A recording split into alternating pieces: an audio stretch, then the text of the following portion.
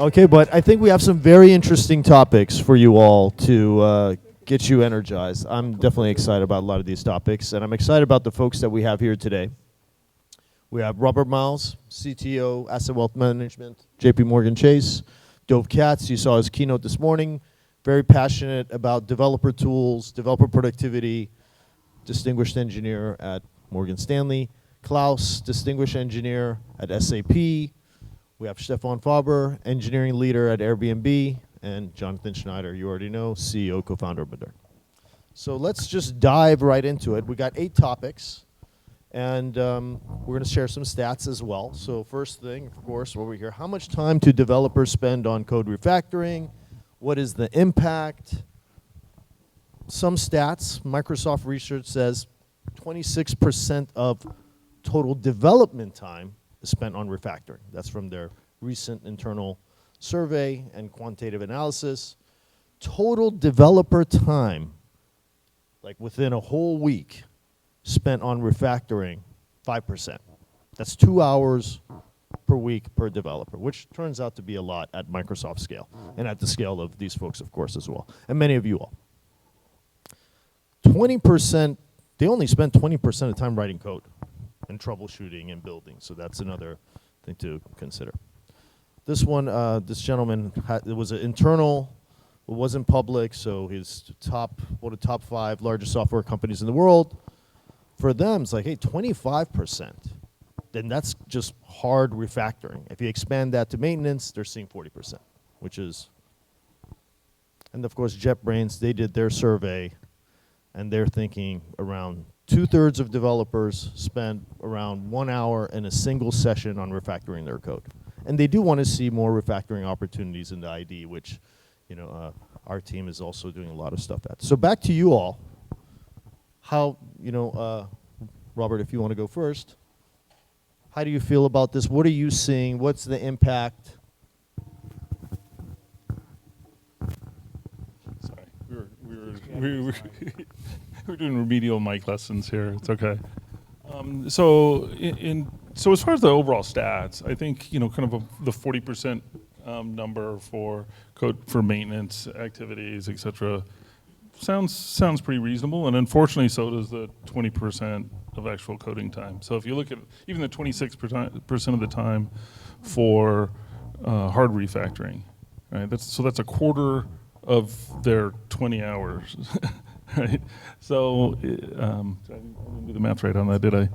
Anyway, it's a quarter of the time the developer spends on per week, right?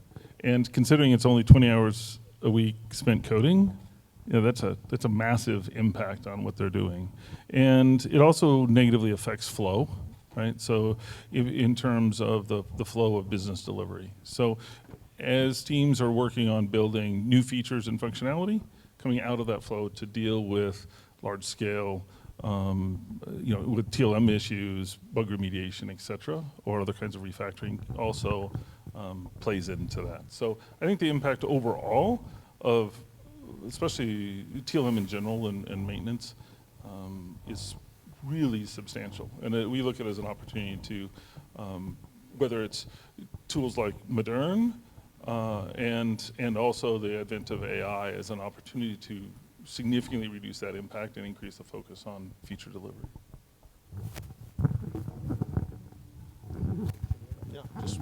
I don't have much to add on the percentages. I think that any number is probably accurate. The point is they spend a lot less time doing what they want to be doing and doing more time on refactoring and non-coding activity. So when I answer how much time are they spending on code refactoring, obviously not enough, because they're doing, there's more of it to do than they're even doing. I'd say that the big thing that we see a lot of in terms of just the sentiment and the talk is when they do this, it is extremely mentally disruptive, as you said, coming out of the flow.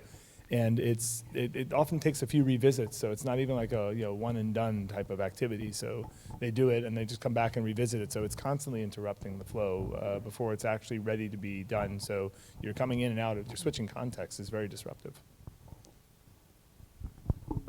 So at SAP we have around 36,000 developers, and we do a yearly review on developer experience topics and also ask for how much time they spend on different activities. I think we also spend around 30% of the coding time on refactoring. And there are various types of refactoring. Of course, you apply the Boy Scout rule.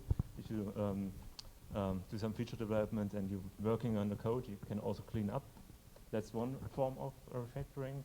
Then sometimes more structural, architectural changes are needed. That's another form of refactoring. And then we have also types of refactoring like the migrations, upgrades. That's another form. And I think we spend around 15% on those types of refactorings across teams. And it varies, of course, depending on the type of applications. So if you're more up in the application stacks, you have more dependencies, especially if the project is more mature.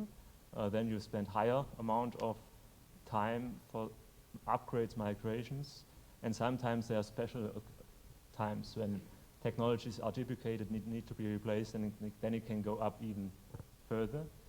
One example, so impact can be very, there are many different reasons for doing refactorings. So we have one example, SAP UI5, it's a web application framework for SAP. So we use it internally to develop web applications. So I think it's necessary to fulfill our enterprise requirements and compliance requirements, but also our customers are using it for building applications. And I think that externally there were 100,000 applications, and internally we have around 6,000 or 7,000 applications. And now that I think SAP UI5 was invented 2009, and they didn't do a major upgrade. So no new version was published until now. But now they need to do an upgrade because a lot of new web technologies have been introduced, performance improvements are necessary, and now incompatible changes are necessary. So they developed their own tooling called UI5 Linter to do the upgrade. It will be published as open source so that also partners can consume that. And there the impact is security, performance, and enabling new innovations. I'd say that developers spend too much time on refactoring, not enough refactoring that is getting done. That's the problem.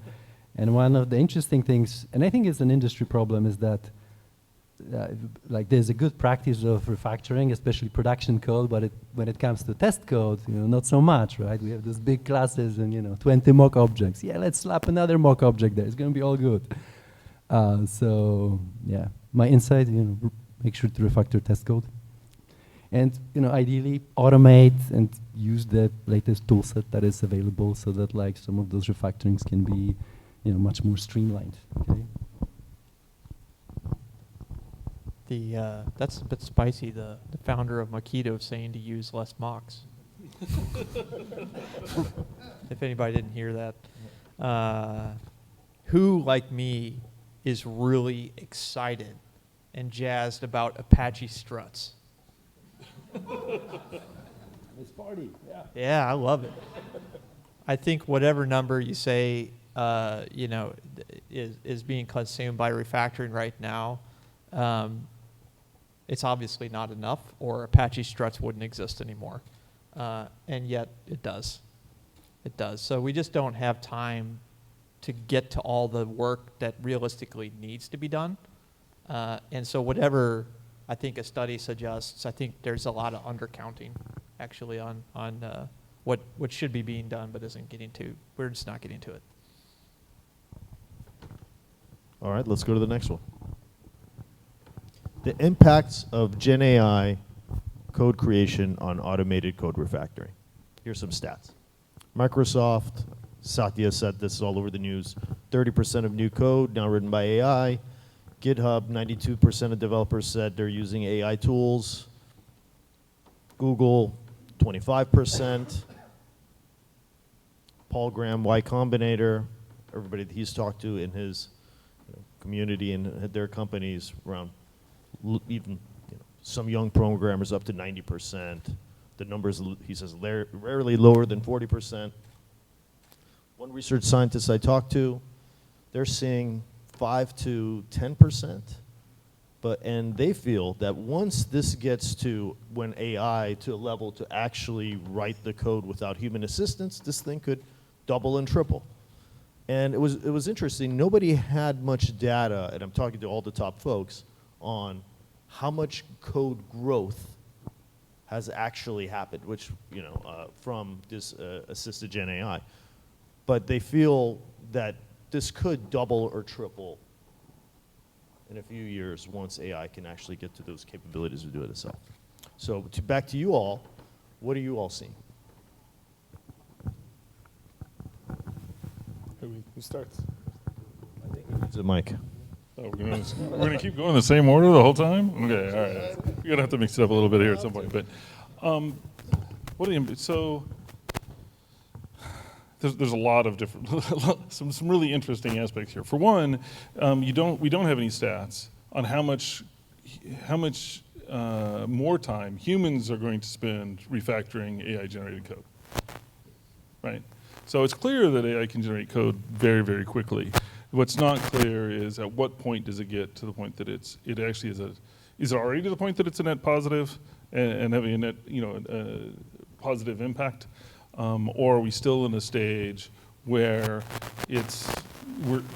I think we're still in a stage where we're learning, the tools are evolving to the point that we can start to see the potential, and increasingly we're starting to see some of the challenges of it as well. In terms of automated refactoring, I think the biggest potential on the AI side is actually around automated testing for refactoring, as much as rather than as much for actual refactoring. I haven't seen many of the models that are exceptionally good at resolving issues in existing systems. I mean, the complexity and the context are just too high for the current models. And so I think we need to be much more specific around how we're using AI to assist the overall process, both in refactoring and testing and generation. And I know a lot of companies, including my own, that aren't as far up the test automation curve as we would like to be able to truly get the benefits out of the next generation of tools here. So I was trying to think, I'd say that AI code creation in the IDE has had a massive impact on the manual code refactoring you have to do to fix whatever it is they put in there. So that's, but the overall, the biggest opportunity I find for AI code creation and automated refactoring is, again, generating the instructions to send to the refactoring tools. So in the case of Moderne and Open Rewrite, using AI to find 2 different hashes in a Git repo of something you're consuming and generate an Open Rewrite recipe to move your consumption from one hash to the other is a major boost in the ability to do to do automated rewriting, whether it's Moderne Open Rewrite or whether it's any of the other technologies. A well-trained model that's well-educated in the capabilities of those tools should be able to express the problem nicely in terms of those tools. And so to me, that's the real opportunity. It's generating more code, and that code is going to atrophy. Again, I think there'll be the same problem of needing to probably do more refactoring on more code as it just keeps growing. But to me, the big opportunity is really around giving the power boost to automated refactoring by letting it help suggest what to use from the tool chain that it knows about. So we wrote out GitHub Copilot to more than 18,000 developers at SAP, and at the same time, we did a lot of surveys and also interviews. In the surveys, we found that the productivity increase is around 10 to 15% for the developers. It depends on the language and also on the complexity of the project. The higher complexity, the lower the productivity gain. But the productivity is then used mostly actually to spend more time on refactoring. That's a good indicator. The tools itself are not yet as helpful for complex refactorings. And I think here something like an agentic IDE leveraging the power of IntelliJ refactoring capabilities, for example, in combination with good test automation, could bring another step forward. It's interesting to see how that evolves. Another interesting factor was we did some interviews and everything reported that the code duplication becomes an issue because usually LLMs are not good in leveraging internal libraries, for example, or copy-pasting code. And another thing which could be that some rework after the pull request is done, like the code churn goes up. but still the data is pretty early, and I think we need to do more analysis over time to see what's the impact on our applications. And Or be super clever with your prompts, right? You master use code, right? You can't generate any new code. So there could be a ways to manage that, right? So plus one to what have been said, I want to flag one thing. It's like those Gen AIs, sometimes when they work, they seem magical, right? And I think you've all tried that.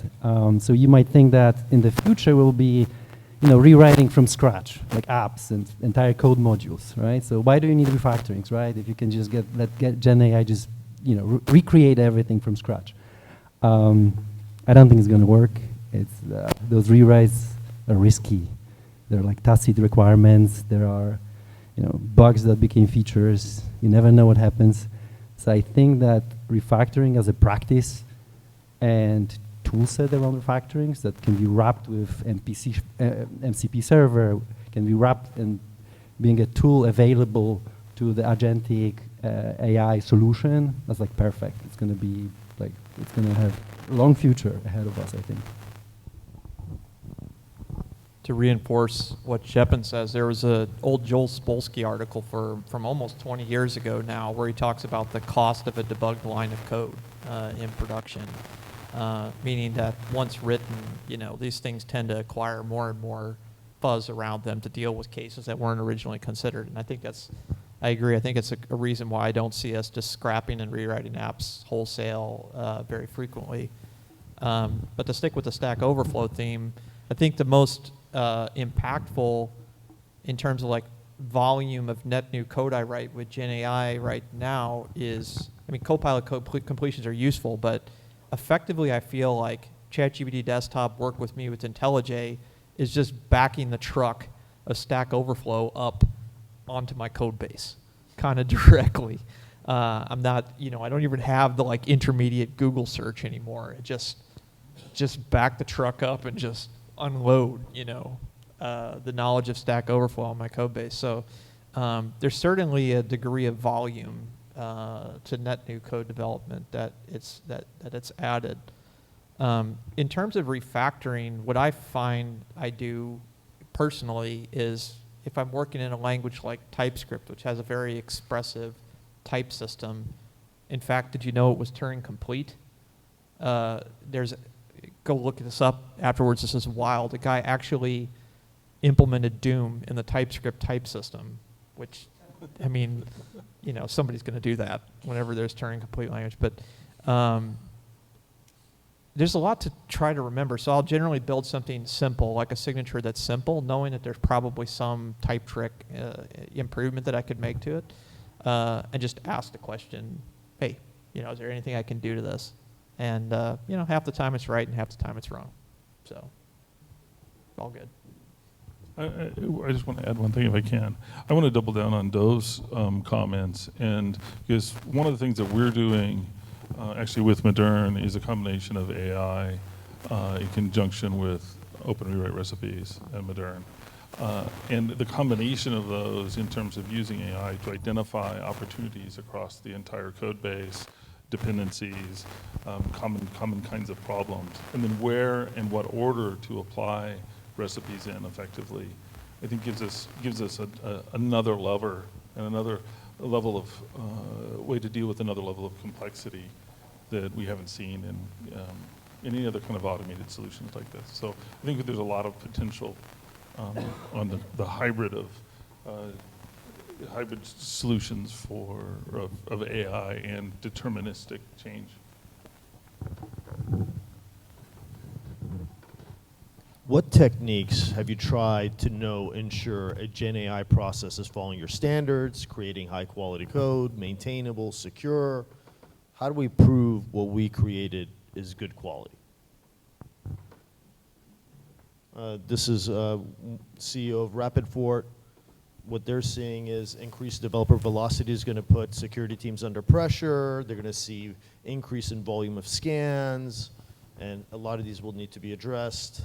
Rui Abreu, research scientist at Meta, what they're doing is setting guardrails. So one interesting thing they did talk about at DP Summit was they have a model that predicts the risk of a code that being changed. So if this is like, and they call their PRs diffs at Meta and Google.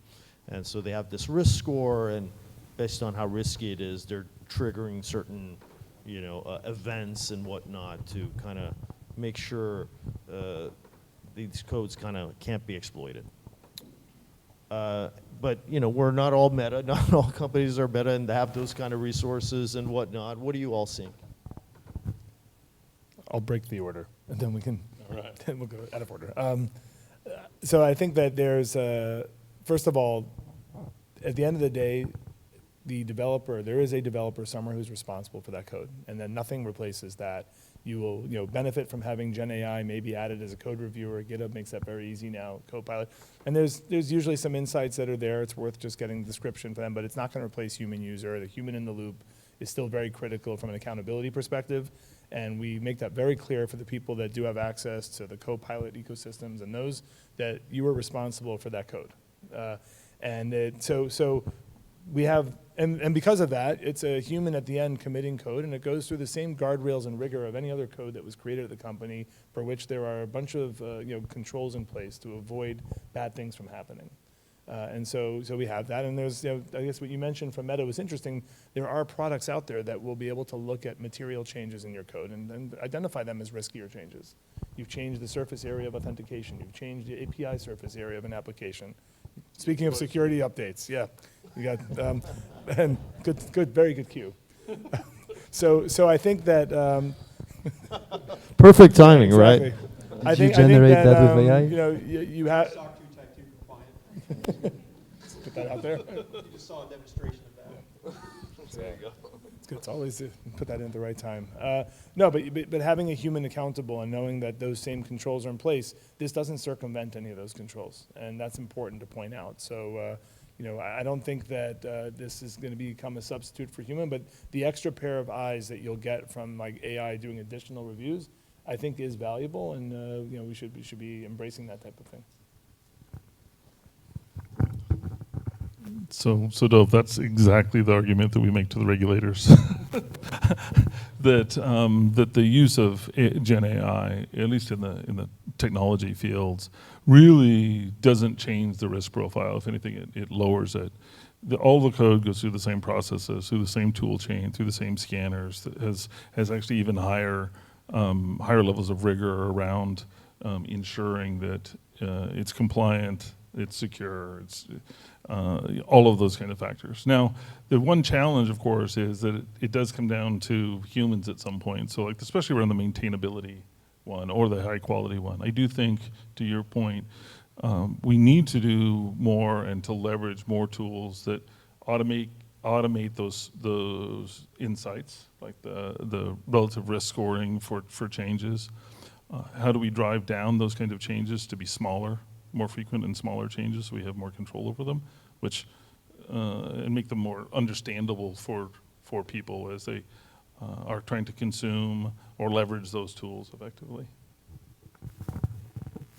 Yeah, I think we follow a similar approach. I think the most important thing we can do is invest in building up skilled software engineers who take ownership and have skin in the game.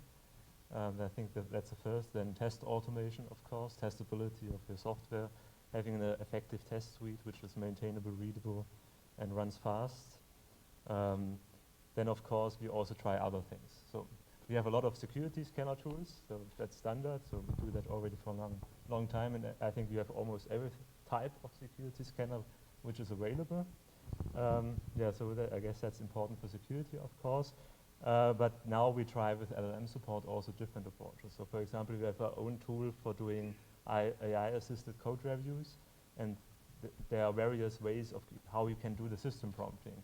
So for example, some people take care of a certain compliance requirement, and then now they can configure the tool in a way that to do mass reviews centrally across a large amount of pull requests, which change specific artifacts. And then they are much faster and are actually able to check that. Before they were not able because it was just too much. And I think there's also additional potential. Maybe there will be a lot of false positives, but seems that it also can help them. a big plus one. What Klaus said about prompt craftsmanship, I think it's important, right? Like we can we can massage the prompt and say, hey, this is the quality code, this is secure code. Give examples, right? Those are examples of secure code. Those are examples of insecure code, right? So we can get a lot of that from like clever prompting, and some of that clever prompting can be like hidden inside a tool, so that developers don't have to think about AI that much, right? They engage with the workflow, with writing code, and the right things are happening. Now, one insight that I want to share, and it's more of a challenge, not a solution, is that like GenAI can unfortunately create a culture of complacency. For example, somebody looks at the diff or like pull request and like, oh, it's good, like AI reviewed that code already, so I can just rubber stamp it, let's move on, let's ship it, right? So this is a problem that like the industry has to wrestle with. This is real. It's going to be happening, especially the more and more code is materialized through those sessions with like GenAI. More code is being reviewed, hopefully as a helper to a human reviewer, because I'm a strong believer that there has to be a human oversight. Absolutely. Yeah. I'm not sure I needed a AI peer review in order to rubber stamp a PR, to be honest with you, sometimes, but we've all been there, where time is limited.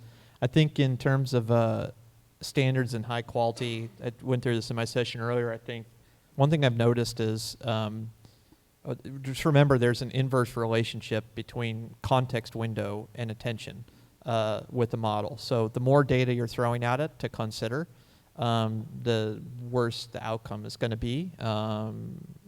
Whether it's material or not depends, but so I find myself most successful with it when I ask a model to do small units of work at a time, indicate to it I'm going to check its work, provide feedback along the way, and don't let it get too far ahead of where I'm able to review at any given moment. It's at that moment where I say, there's 100 things to do, do one, do 3, do 6, do 10, do the rest.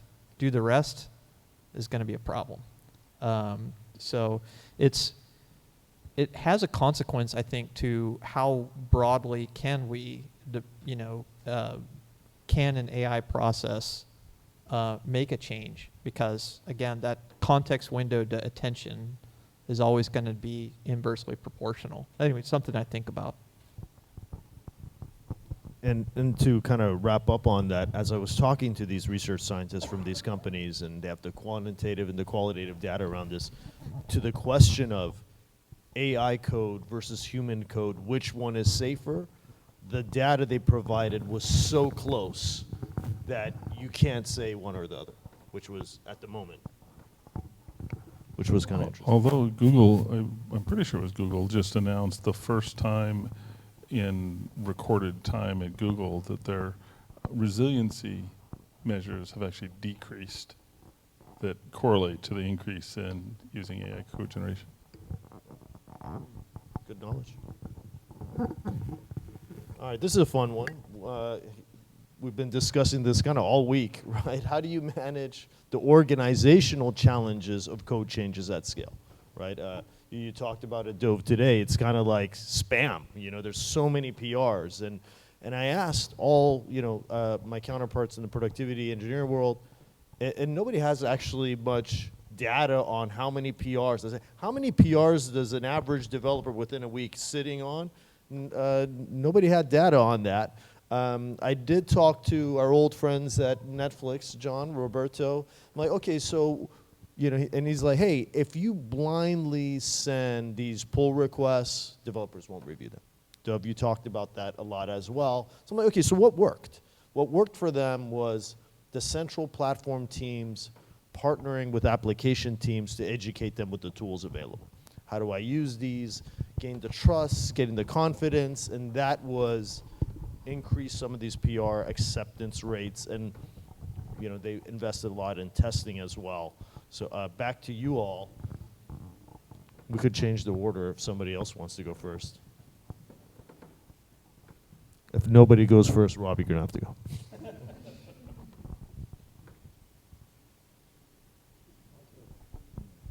we'll start from this side this time.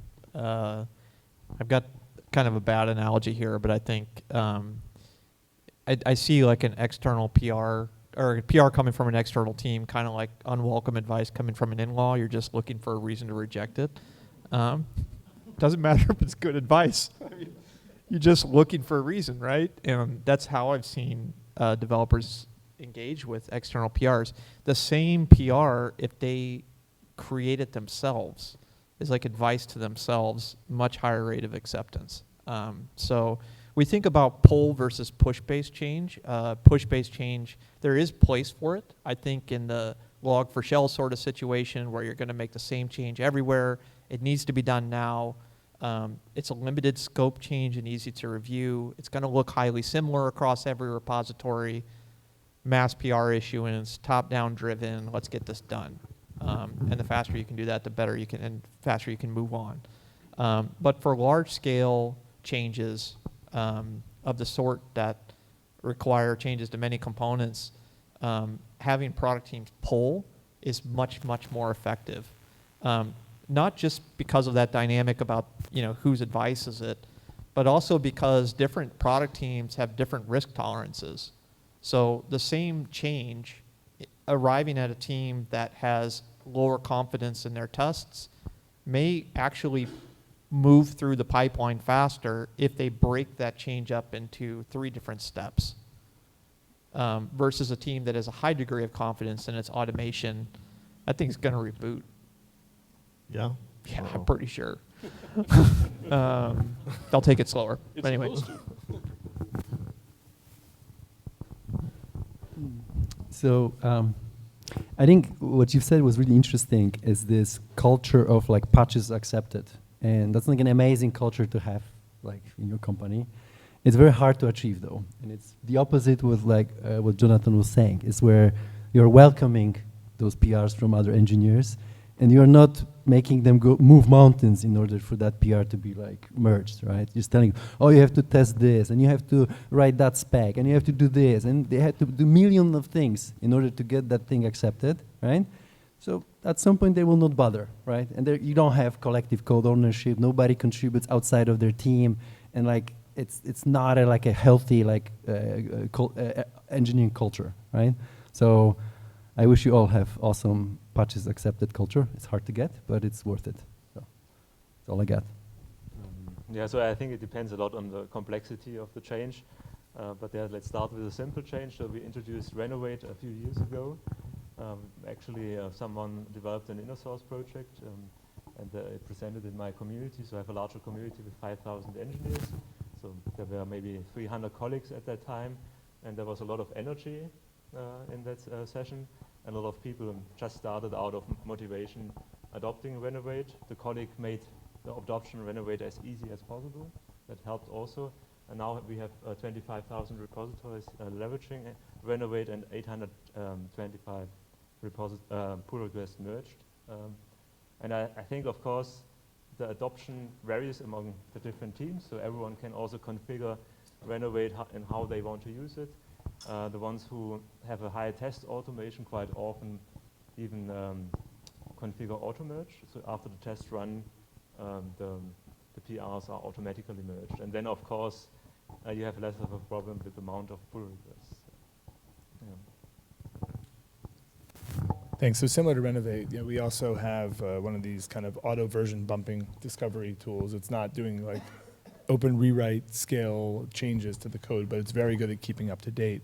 And we also have in our kind of SDLC pipelines, we have a sort of a contract, and things expire from the contract, and your release builds start to fail. So you have like a version, let's say, it depends on the provider of the library. Like for my core libraries, in some cases we have 90 or 120 days since the release for you to get onto the next version, like a rolling release type thing. And if you don't, your build will break. And these little version bumpers work really nicely because people trust that's how they're going to keep their builds from breaking. And for the most part, they're very trusting. So for those kind of PRs, I put like in a different bucket because there's not a lot of trust required. You need it initially, but then you kind of know how it's supposed to work. The other ones are a bit different, which are the one central team doing a large complex change and doling out PRs. And that, back to your point on complexity someone made, you need a high level of trust. And that's where I mentioned this morning, you really want this to be owned by the development teams themselves. Having a tool that lets you do it in like dry run mode is super, because you can go to them with the kinds of changes that you can give them like a heads up. This is what the code changes are going to look like in your environment, and then tell them to run it, and then they own it. But I think that it's a huge problem for like every product coming and selling you the opportunity to, we're going to spit out more PRs into your environment, and that's like the output from that product, because there's no energy. The development teams have pre-committed their capacity. There's a bunch of stuff in their backlog. This is none of it. So now you're giving someone some unscheduled work to do that they aren't sure if they're getting rewarded for doing that work, and it's unprioritized, and then you're just expecting them to just do it. From a culture perspective, it would be great, and we have a lot of owners who do that. But from a workflow perspective, it doesn't seem to fit into the way teams allocate and use their capacity. So it's very problematic for the other ones.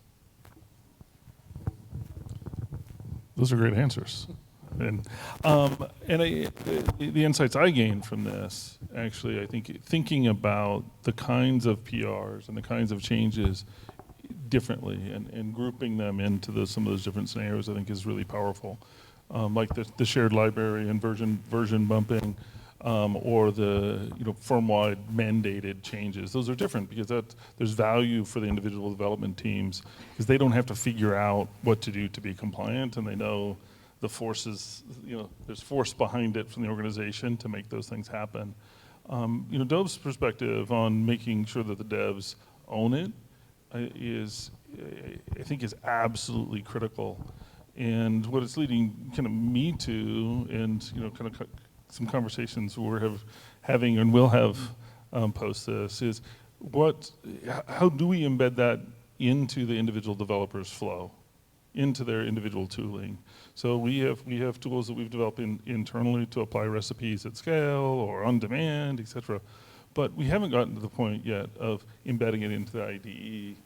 And I think there's an opportunity to do that, as well as, especially within the combination of AI and the recipes within the IDE, to be able to explain what it's doing and when, and to kind of partner with the developer and guide them through those kinds of changes, even if they're broader.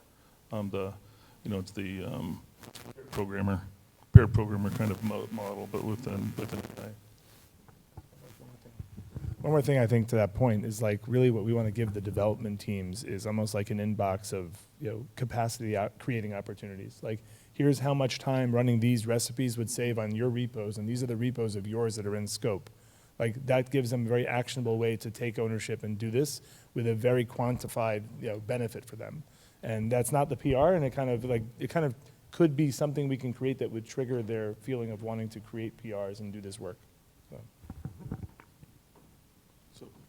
On that point, no, it's a good one. I think some of these are good to pull on the threads a little bit, because we had a problem a couple years ago of all of the different product teams across the organization and security and compliance and everybody else sending out not PRs but emails to thousands of people telling them that they need to update something or to make some kind of changes or whatever. Right, and so orders of magnitude worse than the actual PR, but how do you start changing that culture? And so we put in some tooling that required anybody making a request of application teams for that kind of upgrade to, one, identify very explicitly who it impacted, and two, estimate that impact, and three, drive them to, and how are you automating this kind of change, regardless of what the tool is or whatever the process is, to try and start driving the cultural and behavioral change in the organization. We have a long way to go, but that's, I think you have to attack it from multiple perspectives. How do you measure the impact of tech debt at a very large software organization and get engineering leaders to take action?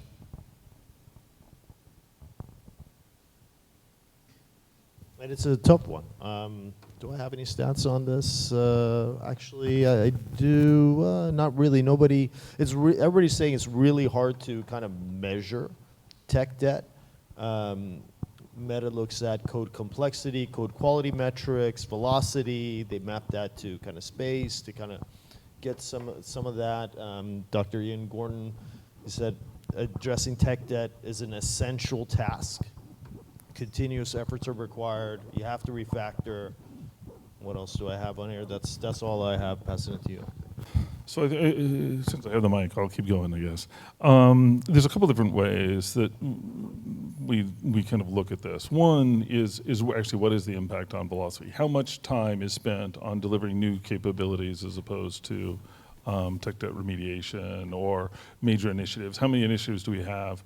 How many vulnerabilities or how far out of date are key applications? So we have some that are largely driven because of compliance and regulatory processes to make sure that everything's managed well, as well as the internal ones. So there's kind of it's separate a little bit from trying to measure the impact of like this one library being out of date, right? It's a collective whole. So a lot of those things are driven off of scanning and reporting on that infrastructure. And then we do, as far as to get engineering leaders to take action, often those, are driven by, really driven from an understanding or prediction of risk, right? So as things are going out of support or, have increasing organizational risk or security risk, et cetera, those become major initiatives that drive all the organization's reprioritization of the fixed backlogs of work often. Let's get the first count to 3. Okay. So for us, we engaged in, we created a technical fitness score in the company, and that has a whole bunch of factors in it, from dependency freshness, which is its own score that goes through your deep dependency tree, to other behaviors and artifacts of your environment that may be using older versions of certain infrastructure components, or you have a lot of inactive repos that are belonging to that system. There's a collection of things that are in there that have you get a lower technical fitness score. And tech debt here is much bigger than just the tech debt of code that we can remediate. It's all this other stuff too. And so we use that as a mechanism to drive, to help prioritize projects or systems that need more love and require more attention from senior leadership, and they get all of those scores rolled up at the department and the organizational level. One thing I always tell people is you be very careful not to let leadership weaponize the metrics. But in terms of just signals and improvement and saying, hey, this is way better after we did that Moderne upgrade to Java 21 than it was before, it's a great extra validating piece of evidence, because the calculation is going to give a better number. But that's how we do it, and because the leadership can now talk in terms of this number, and this number is displayed in every person's repo. We have ways of getting these numbers to where developers are actually looking. It is a healthy motivator for taking action, or at least getting a bunch of architects for a certain area of the firm around the table to say, how do we want to tackle this in Q3, Q4? What are we going to be doing about it to move the needle? And my hope is that I'll be able to take some of the newer technology that we have and give suggestions on new techniques to accelerate the improvement of the scores where necessary. So I think there's a huge amount of different types of technical debt. So I think that helps to break it down into different types of technical debt. If it's more related to upgrades, migrations, duplicated technologies, testing, code quality, operational stuff, or manual processes which shouldn't be manual. So the list can go on, and I think that you can find indicators for everything. I think it's important to consider that it's only an indicator, it's a signal. You still need to decide on what you want to do. And the indicators are usually not enough to drive larger tech debt reduction initiatives. Of course, usually the team has some autonomy to decide on certain aspects of tech debt, but if it's becoming a bigger effort, you need to explain the business impact of what you're doing, and it's usually something like maintenance effort, or operations costs, security, So it really performance. It depends on the concrete thing which needs to be resolved. Yeah. Yep, that makes perfect sense. So to me, this boils down to measuring developer productivity, really. Look, I mean, it's possible to measure things like, coverage, things like, cyclomatic complexity, but they tend to not give you a lot of traction, But if you measure productivity, right, and there are a bunch of ways to do that, and you don't need to design or build your own way to measure developer productivity. You can pick an outside research existing framework like Dora or Space. They work, they give a lot of good mileage, right? That can give a lot of good signal, right? This is the output, because at the end of the day, what is the outcome of tech debt, right? It affects velocity, right? Like it's harder to ship and harder to build new features, right? So if you have a grasp on like what's the productivity, you'll get a lot of insights. And for some teams, there'll be like tech debt that takes like a huge amount of interest, right? And that's what slows them down. For another team, it's gonna be something else, right? But I think what's key is to have like a good grasp on those like output metrics, which is gonna be your developer productivity metrics, which is a topic on its own, a very deep one. So, maybe next panel. I think Klaus was hinting at something very important, which is this word tech debt, I think in its initial form, was meant to mean something that we imposed upon ourselves by taking a shortcut, by something that we're taking a short-term shortcut, but we're gonna have to come back and pay this down later, and we're willing to accept that trade-off. And I think increasingly what's getting lumped into that is tech debt's being imposed upon us from the outside by the fact that we're dependent on third-party and open source stuff upon which we rely that changes at its own pace. Note that we don't really have the choice to not use that third-party and open source stuff, or our velocity goes down in a different way, obviously. So it's just kind of part of the broad, the way we're living. There is a company here, I don't know where you're at, Ken, but in shelter insurance, and I've seen you uniquely do something I've not seen elsewhere, which is to separate technical debt from maintenance. And I've seen them tag issues that are maintenance related, meaning that's the stuff that's being imposed upon me from the outside. And by doing so, there's just less blame associated with to the development team. It definitely helps non-engineering business people better understand that it's just like maintaining a car or a house, that there is regular maintenance needed here. It's not always a decision or a shortcut that we took. So that continues to be an underutilized separation that I've seen there at Shelter. And then like everything is maintenance at some point, right? Because like nobody wants to. So we got two more, but we only have time for one. We talked a lot about security and risk already, so we're going to do an audible and skip that one and go to, actually we'll skip that one too.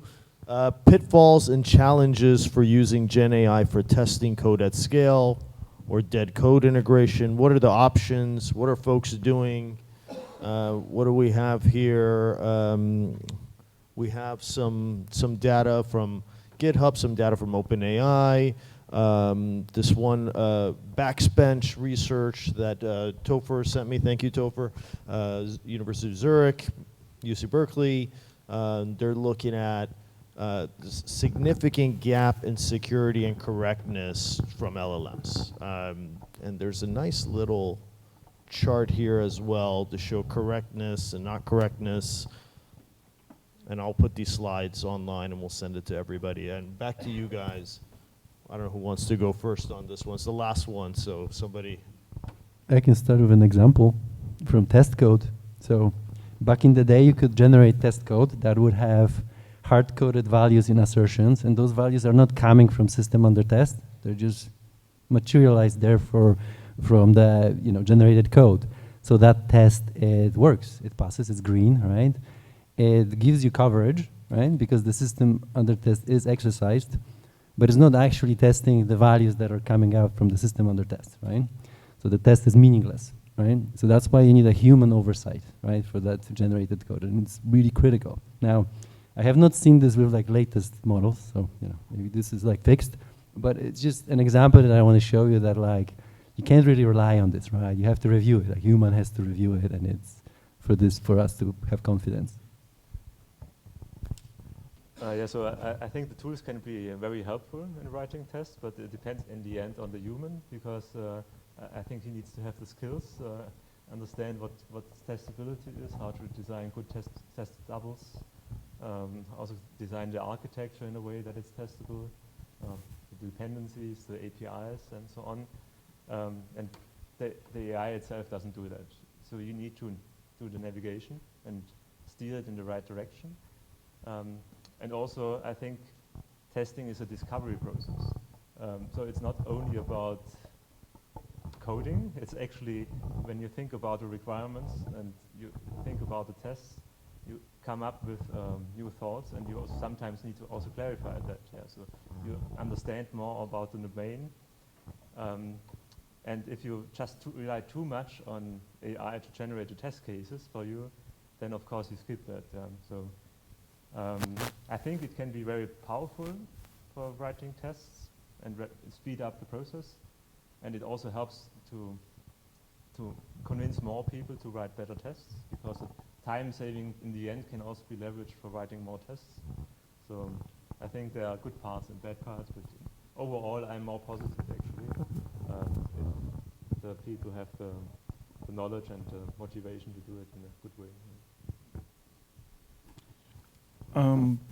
So I think there's tremendous opportunity here, but I think there's a lot of work to do. And in one of the starting points, we still have two left. One of the starting points for it is the critical part, or the critical challenge to doing AI-driven testing at scale is that you have to have the acceptance criteria and requirements defined well. Right, there's a meme going around that's like says, "Oh, AI is going to put all the developers out of work. All we have to do is get the requirements and acceptance tests right." And the guy's like, "Well, we're all safe then." Right. There is a lot of growth there, and so us, and I know a lot of other people are also working on how to use AI tools for helping refine and ensure that the acceptance criteria and the requirements are defined well and are reasonably comprehensive. But it's still, back to all of these things, requires domain expertise and experts to be involved in it, but starting earlier in the process. The other one that's actually of interest to me, and Szczepan and Stephen? Yeah, Stephen. And I were talking about a little bit before, tying back to Moderne again, is we're looking at opportunities to use the LSTs to get better insights into the code, and ultimately with an objective of being able to identify what are the critical code paths through the systems, and then use that to inform test generation, so that the tests that we're writing or the AI is writing, et cetera, we have a way of gauging the test efficacy relative to the business value or risk in the system, or how often it's used. If anybody knows of a company that's really doing this instead of just trying to figure out how to do it, please let me know.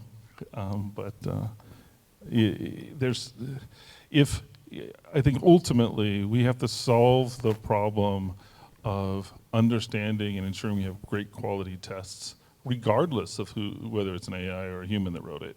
And that's not a problem that we solved yet. So I think this is purely kind of a research and space that we need to make massive progress in.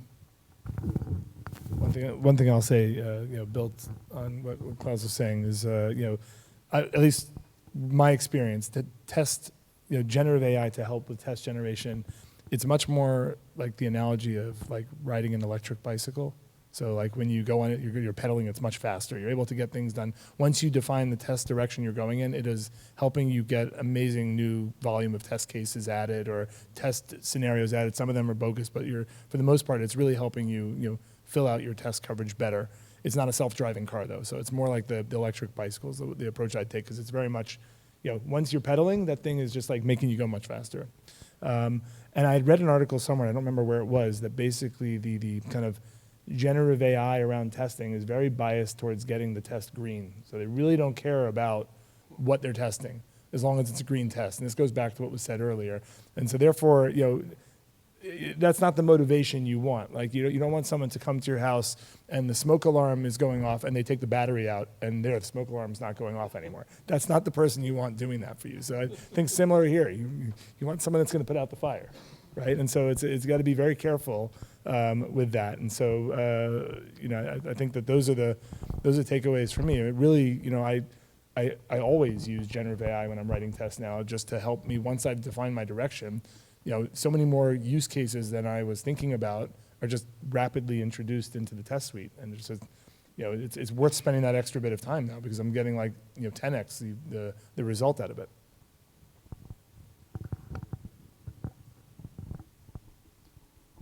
There's an interesting thing that happened a few weeks ago where I think Knut von Hayden, I don't know where he's at in here, was working on. He's over here, so you can talk to him afterwards. He test drove Junie to write a Hibernate 7 recipe by supplying Junie first with the release notes for Hibernate 7 migration, and then Junie was writing out not only the code for the recipes that would do the migration, but also the unit tests for that migration. Now, our framework, Open Rewrites test harness itself, is very declarative in nature in that you provide a string of the before code and a string of the after code of what you want to see, happen. And because the framework has provided a test harness like that, that's very easy for the model to see an example in release notes and translate that into a test. It helps it both better cover the new recipes that are being developed with effective tests, and also prevents it from cheating its way to getting assertions correct in some ways. So I guess my thinking here is that it may be a bit back on the framework authors themselves to think carefully, and not just for the testing case, but how they work on their frameworks to make them more amenable to generation in some way. The quick second example of that I can think of is, a lot of code authorship tools excel more at writing one file at a time than writing 5 files at a time. So think about, the play framework. It's kind of like the route for a particular REST API and its implementation were potentially defined in the same file. That may be more amenable to generation than the, Spring, where you have kind of one controller per file with certain REST endpoints, and so it's more decentralized across the repository. It used to be a strictly stylistic choice whether you preferred a higher degree of centralization or a higher degree of decentralization, and I think that that's becoming a qualitatively different outcome with generation. Anyway, that's what I can think. Was that everyone? Did we get everyone? I lost the order. All right, we got everyone. Well, thank you, everyone, and thank you all for coming and sharing your knowledge and experiences with the community.